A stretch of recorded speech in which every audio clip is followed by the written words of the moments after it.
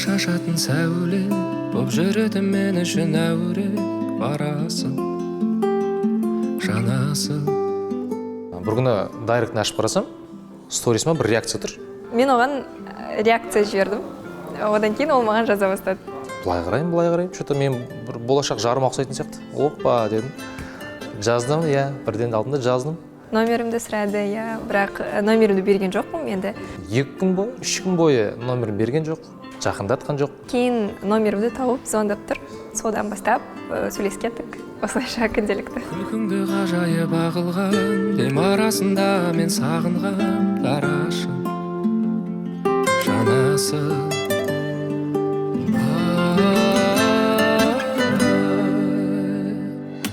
Қандай анадан туғансың еркем, мінезі көркем. Ақтөбеге барайын деген ой келді. Сайт ашам, билет тұр. Опа, соңғы билет. Мен міне бір күні ұшам деген сияқты. Содан кейін жақсы кел деп айттым. Болды. Сол кезде Ақтөбеге бір-ақ күнге шықтым. Сол кезде ағам, жездем, папам, мамам, естеріңізде ғой, звондап мен іздегендеріңіз. Оларға Ақтөбедемін деп айтып қойғам, олар түсінбейді не істеп жүргенімді. Алғашқы кездесу аэропортта болды.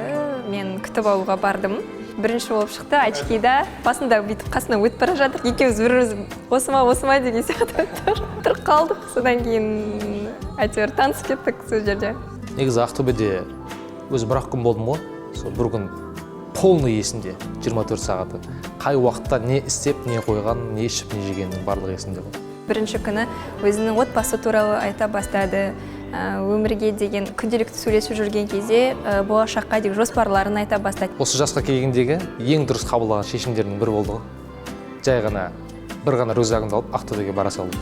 Қандай анадан туғансың еркем, мінезі көркем. Қандай анадан туғансың еркем.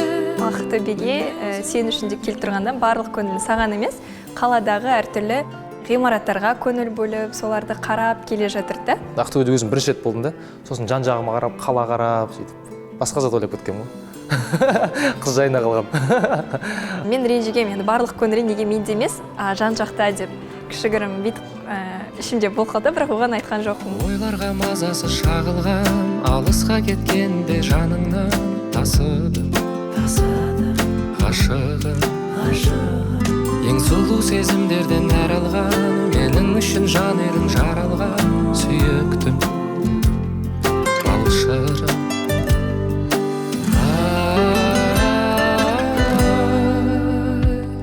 Дархан негізі тамақ көбінесе лагман, дин лагман деген ұсақ лагмандарды көбінесе жақсы көреді. Басы ет болса болды, ішінде еті болса болды. Қалған не важно, жұмыртқа, етпен. Мен де тағам талғамаймын, жіберем. Сыр десе болды, ештеңе керек емес бұл қызға. Кавказская кухня жаңағы хачины, хачапури дегендерді кавказская кухняны жақсы көремін. Хачапури десең бұл.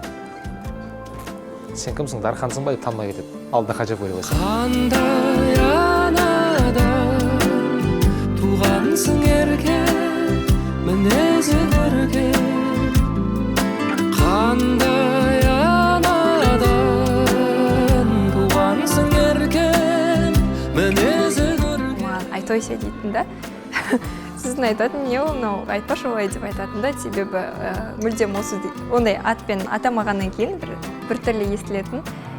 Содан кейін жоқ, керісінше олай ешкім атамаса, мен атайым деп сөйтіп атап кетті. Еркелетемін, балапаным деп еркелетемін, қошақаным деп еркелетемін. Кей кезде есіміме, кей кезде жаңағы жаным деген сияқты атаумен атаймын. Қандай анадан туғансың еркем, мінезі көркем.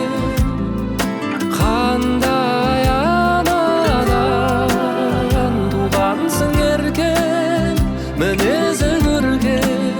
Енді семья болып жатқан кезде қол сасып қалай жүрміз? До конца солай. Көшеде қол сасып кетіп бара жатқан кезде, мысалы, 50 жаста жұрт бүйтіп бұрылып қарап, мына екеуің қарай ұялмай ма? 50 жасқа қол сасып жүргендер не істеп айтатындай болсын. Үлгілі, бақытты отбасының қатарынан көреміз өзімізді. Алтын алқа иегері атану. Алтын алқа. Енді кемі 4 шығар. Бірақ енді бұйырғаны. Алтын алқа иегері ол кемі 7 бала. Қандай анадан туғансың еркем, мінезі көркем. Қандай анадан туғансың еркем, мінезі көркем.